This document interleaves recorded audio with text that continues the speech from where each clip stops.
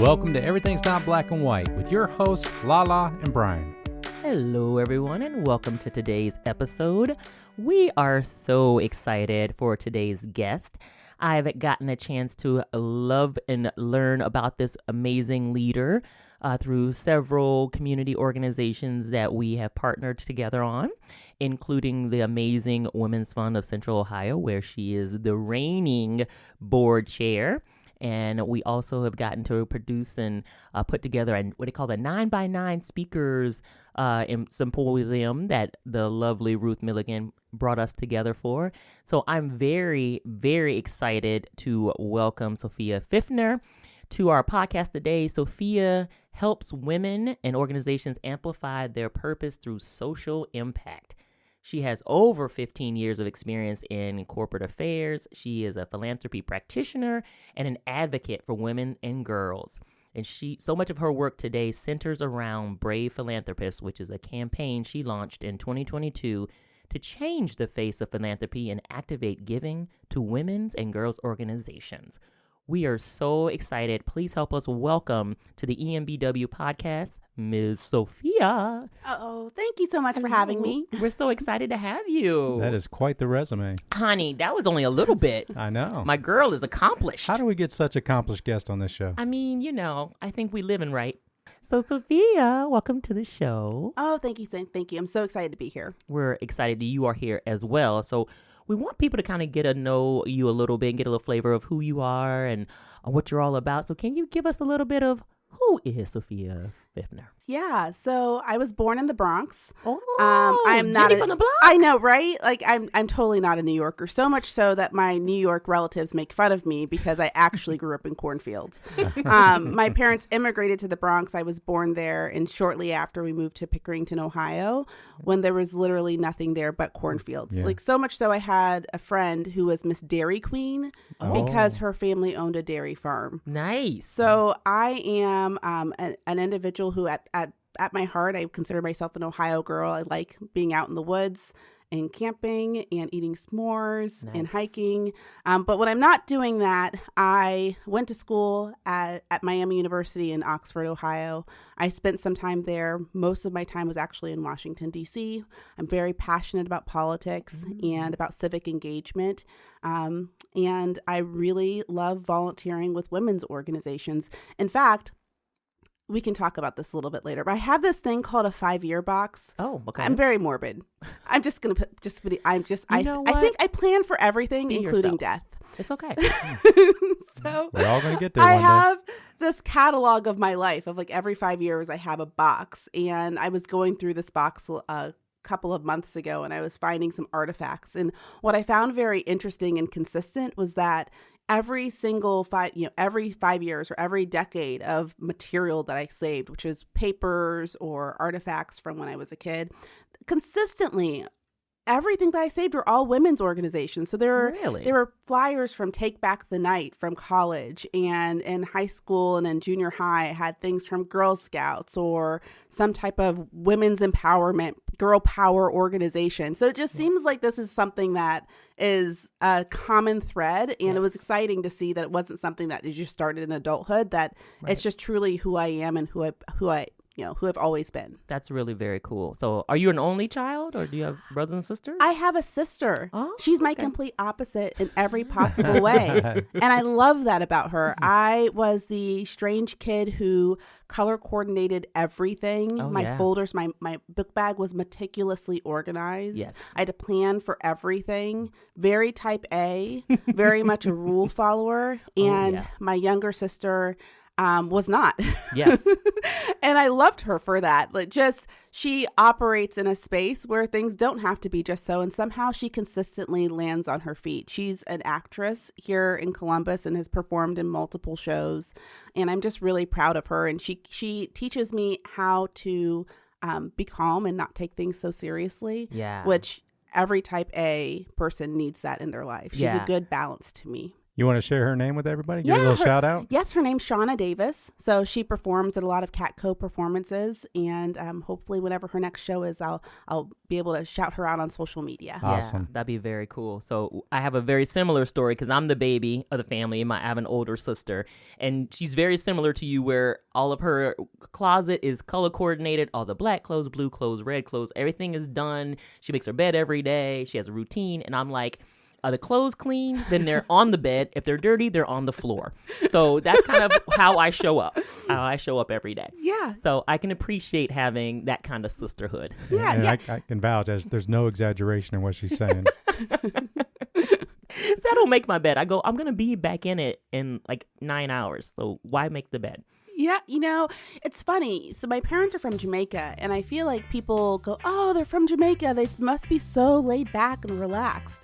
They're the complete opposite of that. They are very much regimented individuals, and that's where I get this from. But it's funny because I feel like Shauna is so laid back and so hip and cool, how people perceive our culture. Yeah. So, I'm glad that she can be the representation for our family, because otherwise people would be like, yeah, Jamaica, not going there. Yeah, they're like, that's People are not too the island serious. feel that I was looking for. Yes. So yeah, that's very cool. Oh, I love that. I love that you have a Jamaican heritage too. That's beautiful. How do you think that actually helped contribute to you wanting to be a philanthropist?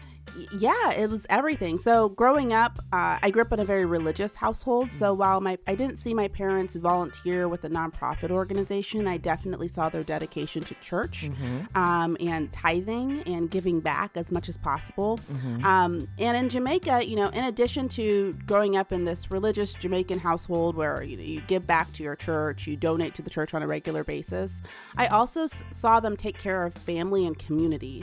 So frequently, I would have visitors, I think relatives. They were Jamaican. They were from an island, and they would stay with us for very long periods of time. And those individuals could be family members or missionaries sometimes. And I saw my parents' ability to give back to those who did not have much. And we did not have much, right? We didn't live in a big house or have a lot of lavish cars or big TVs. That's not the lifestyle that I grew up in or that my parents had, but I saw them always try to help those in need, because there's always somebody who could need a helping hand. And that's where I definitely learned the importance of giving back to others and to caring about community. Yeah, I love that. And a lot of times I've always seen that it's the people who literally have the least that are the most giving and generous with what they have. Like, why do you think that is? Because, I've literally noticed that most of my life. My grandma was very similar. Whatever food we had, if somebody came over, she offered them a plate to eat, right? So it's like you just kind of make do and you just try to share. Yeah, I wish I had the answer to that. What I can say is that data supports that. So individuals who have less from a financial standpoint give a larger part of their income to charity. And having grown up in a household where, I was never food insecure, but I certainly knew how critical it was to think about how we're spending our funds at the grocery store. And I watched my mom work 3 jobs and try to just stay above water on bills. I think that this lesson of generosity, when you don't have, or when you've been on the receiving hand or the receiving side of goodness, I think how critical it was for you to receive that type of goodness and kindness. And I think it encourages you and inspires you to give back in meaningful ways when you do have something. That's one of the things Brian and I talk about a lot because we were both raised by single parents. And my grandmother was also very, very important to me in my life, where my mom worked outside the home. And you're thinking about, my mom was a STEM graduate, but working even in the 70s and 80s in nuclear power. She was one of the only Black women to do what she did and was often overlooked by her white male counterparts, right? And so it was always this struggle to try to keep getting ahead and trying to stay afloat. And, so my grandma, we had a garden in the backyard, so we raised beans and peas and corn and all that kind of thing. So that was a big way we would always give back, is sharing the crops and sharing our harvest with other people so that they could have some of that. I love that. That's amazing. Yeah, it was really great.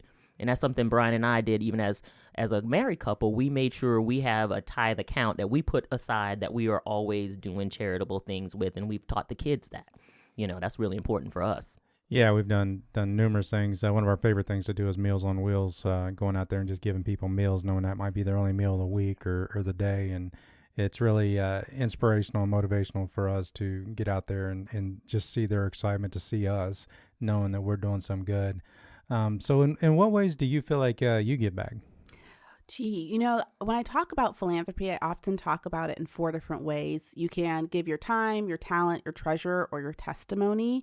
And the way that I give back is oftentimes through my testimony. So I'm an odd bird in that I actually like speaking with elected officials on a regular basis. I've worked for the federal government in Washington, D.C., and I've also worked for a city government.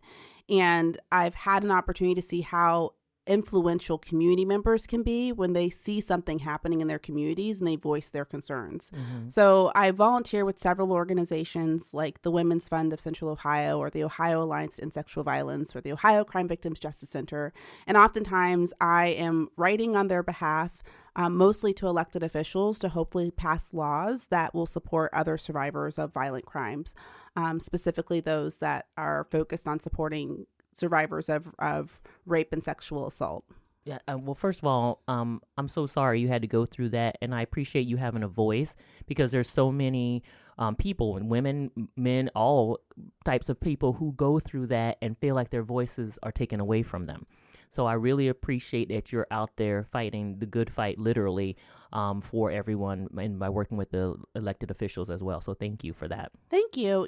Honestly, I enjoy looking at policy and legislation. I enjoy providing my testimony in front of the General Assembly. But I also acknowledge that, giving comes in many forms. So when I can't provide my testimony, if there are organizations that I feel are making a difference in the world or in the community, oftentimes women's organizations like Girl Scouts or Dress for Success, I'll become a monthly donor to those organizations, because I can't give all of my time and all of my testimony. So I have to be really strategic in how I'm showing up and giving back. And depending on what my capacity is financially, from a time perspective, or volunteering, I'll try to make sure that I'm hitting all of the critical organizations that are really important to me in a meaningful way. Yeah, I think that's beautiful. A lot of people are they're confused or don't understand the process of going to elected officials and talking to them and using testimony or writing letters and that kind of thing. Like, how easy or how hard is that? I mean, is it like you have to feel, you call it brave philanthropist for a reason, right? So it's kind of a little bit of bravery, because it can be a little scary, especially if you don't understand it or you think you don't have power to do so. So how would you, give advice to people how to do that? Well, one, I think that it is really scary, because if you watch the news, whether it be local news or a state news organization or national news, I think that especially if you have an opposing view to an elected official, you might go, oh my gosh, they're never going to listen to me. And I thought the same thing, quite frankly, until I worked on Capitol Hill and I saw the types of individuals that are coming to speak to the senator that I worked for. And those individuals I literally saw my neighbor.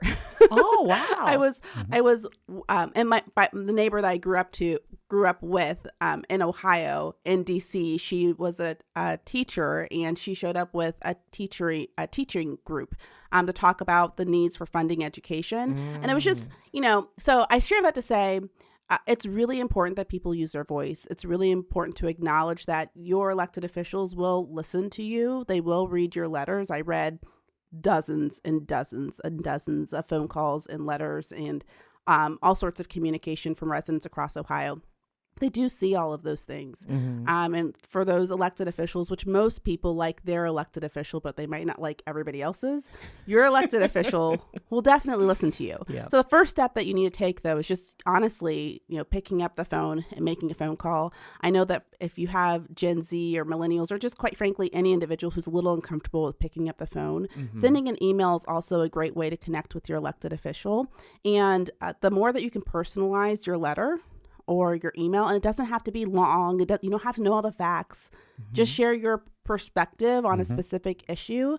And, I think good offices will make sure that they get back to you with a letter or a phone call, or, honestly, even if you want to schedule a meeting with them, that's why they're there. They're there to represent you, and they should be willing to hear your voice and your perspective. Yeah. I Yeah. love that you did that. And it was funny because before the show started, we were talking about libraries, and that was my first job as a 15-year-old. But I remember when I first moved to Ohio almost 20 years ago, the budget was coming up and they were threatening to reduce library funding. And so I actually wrote a letter to my senators to protect library funding, and I did get a reply back.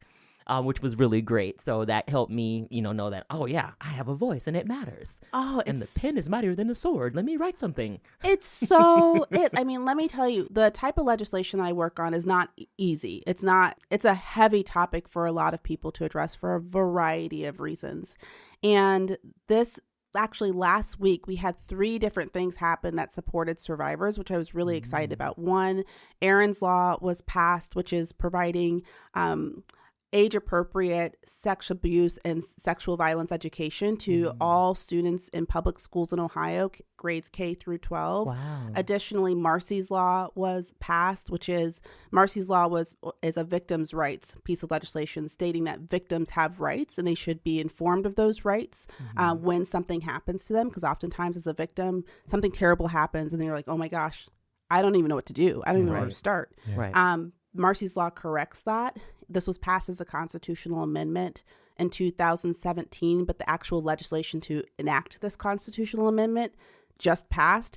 And then on top of that, there was a ruling by the Supreme Court that was specifically for an individual. Her name was Amanda Brandt, or her name is Amanda Brandt. She was maliciously assaulted as a child, and she received an award of over $20 million just through her multiple court cases due to the permanent damage that she experienced, the physical and mental damage from the assaults that she endured. However, Ohio has damage caps. So the caps removed her $20 million verdict to $250,000. Oh, wow. And the Supreme Court supported Amanda Brandt's case, and so she'll now have access to the full award that a jury decided for her. That's great. And it's a big deal, because if you receive permanent mental damage and harm from an individual, I think that Ohioans are smart enough to figure out what makes the most sense from a financial standpoint. The fact that the Supreme Court sided with her is a really huge step forward for survivors of sexual assault, specifically childhood abuse. Yeah. And I share all that to say this would not have happened if it were not for multiple voices. I mean, multiple nonprofit organizations and advocacy organizations and individuals wrote letters to the editor, provided testimony, showed up at protests to support Amanda Brandt and these types of legislation. And it was really exciting to see that the Supreme Court and the state legislature heard our voices and actually moved laws to support us, which I think it was just a huge example of your voice might be one drop of water in an ocean, but it matters, and we need all of it to move things forward. Okay. Exactly. Oh, I love that so much. And that kind of actually gave me chills a little bit, because I think a lot about the power of many. It's like that cord of 3 strands is not easily broken. And I think about that all the time, especially in moments of bravery, right? It's super scary to do something by yourself, but if you can have some good pals to come along with you, it's a little less scary because you have that safety and support to help you get through it. So what are some of the safety and supportive circles that you have for yourself when you're doing your brave philanthropy work? I would say that one, just community. I mentioned this earlier, how I learned the importance of community from my parents, but advocating for an issue that, as a survivor of sexual assault, it's really personal. And there are days when it's really heavy. And what's great about having a community of individuals who are also supportive of survivors of sexual assault is that they take moments to ask, oh my gosh, Sophia, I asked you to tell your story 3 times today. Are you doing okay? Yeah. How are you doing? And I think that that's such an important question to ask, because I think oftentimes people forget about mental health, and you might see somebody who is on television or is a celebrity of some sort, and you have no idea how they're feeling. So having a community who acknowledges the importance of mental health, the importance of supporting one another is really tremendous. And then the second thing I'll share is that having a partner who understands and supports you is incredibly important, especially with the type of work and philanthropy that I do, which is oftentimes focused on really heavy topics. I think I like to talk about all the things that make people uncomfortable. So like sex, race, politics. It can be really heavy in our household sometimes. It can be heavy. It's super heavy. Yeah. But what's great is having a partner who understands, who is supportive, and who is incredibly caring. So I think that makes it a little bit easier. For individuals who are looking to be brave philanthropists, having a partner and a community, I think, is just as important, because if you're going to spend your time volunteering when you have a family or a dog or a parent that you're caring for, it takes a little bit of time. Or if you're going to invest money, whether that be $5 or $25 or $500, no matter the amount, it's a financial impact. And if you live with somebody else, it's important to make sure that you have the support that you need to make that contribution. Totally agree with that. And that's something that, Brian and I, we have lots of discussions about, and we teach our kids as well, how to do that and how to be a more well-rounded citizen of the world, to make sure you're always looking out for others and such. So, but I know you have 2 beautiful babies. You want to talk about that a little bit? I have a 6-year-old and a 2-year-old. Caroline is 6. She is all that is great and awful about myself in the best way possible. And by great, I mean, she's incredibly caring. I think she's the most righteous 6-year-old I've ever met. If someone is being unkind, she will let you know. In the same vein, if somebody is not following the rules, she will let you know. And she is incredibly tenacious about it. And I know that she gets that from me. So she's absolutely joyful in every possible way. And she's on a mission to discover the real Santa versus fake Santas right now. All right. She's eyeing them. She notices the thread of the suit. Yeah. If it's a different color, right now, gold thread, real Santa. Non-gold thread, fake Santa. And then my 2-year-old, Hannah, is a wonderful piece of joy, too. She's a woman on her own mission. She has a very loud and very poignant voice on a lot of different issues, specifically milk. Barbies, very important to her.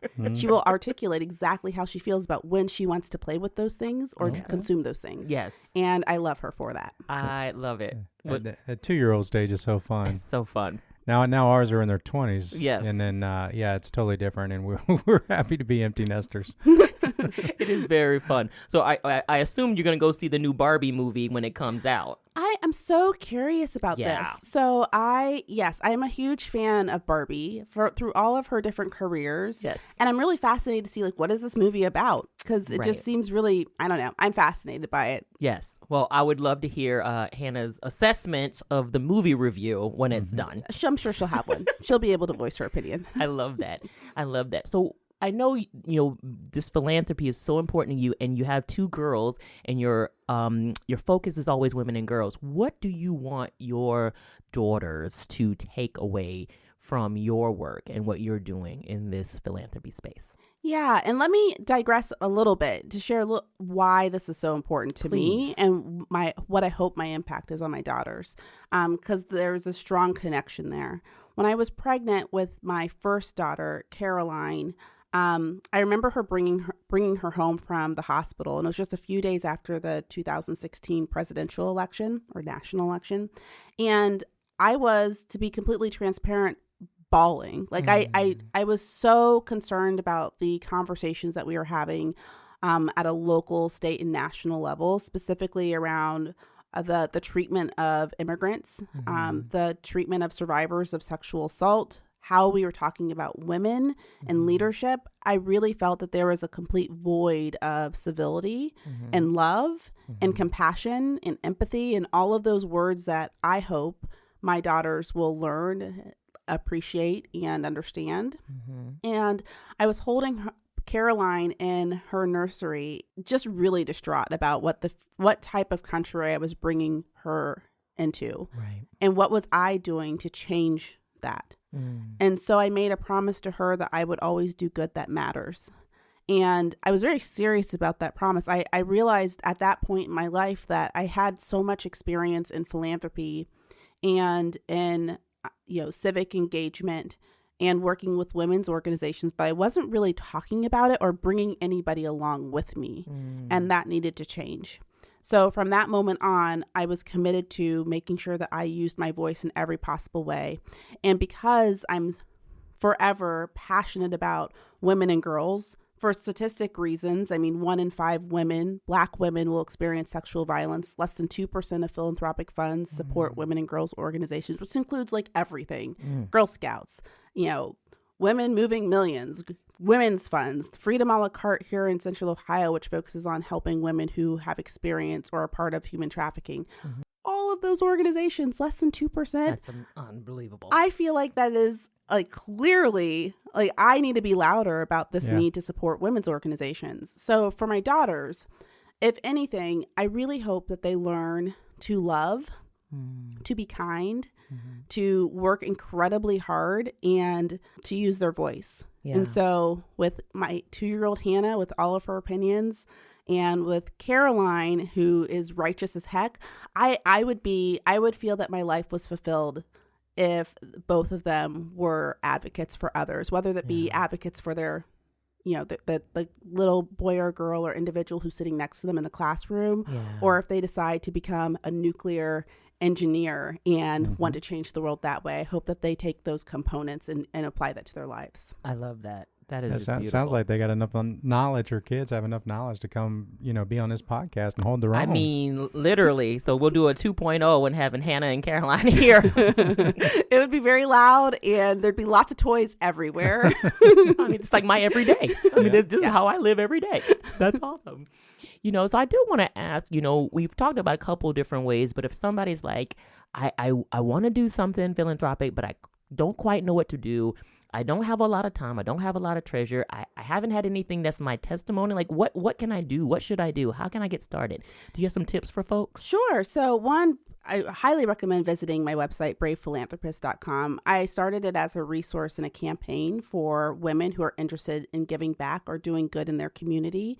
And if you're limited on time or money, I think that sometimes when people, especially women, because I've interviewed over 300 women this year to talk about philanthropy, I think that sometimes we make it really complicated, and it's not complicated. So if you have no time at all, but you're scrolling on Instagram and you see a post about something happening in your community that you want to share it. That's huge. Right. It's so hard to reach people on social media without paying a lot of money, especially on Facebook and Instagram. So if you can share that post or that nonprofit organization, high five, sister. You did an amazing job. Way to go. Right. If you have $5 to give it and consider becoming a monthly donor. I think sometimes, especially if you have the capacity to give $5 a month or $25 a month, people think, oh, well, I can't really do anything because I need at least $5,000 or a couple $100,000 to give to really make a dent. But my favorite type of philanthropy is the philanthropy that comes in smaller amounts, because those smaller amounts to me means a lot. Like, those are individuals who are intentionally giving money that means something to them, means something to an organization that moves them. So I think for my biggest advice is take small steps, that it doesn't have to be big to be good. And that every penny, every moment of your time where you can just do something small matters. And the last thing I'll share is that sometimes when we talk about philanthropy, we talk about it in an organized way. But for diverse communities, specifically immigrant communities and communities of brown and Black people, philanthropy can be showing up to your churches or your synagogues, fish fry, and supporting that in a charitable way. I don't think that philanthropy has to be this organized, structured thing. As long as you're doing good and treating your neighbors with kindness, I feel like you're a brave philanthropist. I love that. I love everything about that. That's just so beautiful. So we are going to put a link to in the liner notes for Brave Philanthropist, so people can definitely check that out and get to know you a little bit more in that way. Are there other ways you would like for people to connect with you? Oh my gosh, follow me on TikTok and Instagram at Sophia Fifner. I'd love to be your best friend, and hopefully you find my content entertaining, but I try to post glimpses of my life and a lot of commentary on sex, politics, and philanthropy. Those are all very interesting topics. I try to keep things interesting. I try to keep people on their toes. Nothing too racy. I would love for people to follow me. That'll be awesome. And we will add all of that into the liner notes as well. So Wow, this was an action-packed, full of information session today. Thank you, Sophia, for being here with us. Appreciate it. And sharing a little bit of yourself with us. So, Brian, if people want to follow us, how do they get in touch with us? Well, you can follow us on Facebook, or you can get in touch with us at embwpodcast@gmail.com. That's awesome. And thank you so much again for listening to us. We love it when you like, subscribe, and share. So please keep that going. Sophia, thank you so much for your time today. This was beautiful. Oh, thank you. Thanks for having me. You're very welcome. And with that, we'll bid y'all adieu. We'll see you next time. See you next time. Thank you.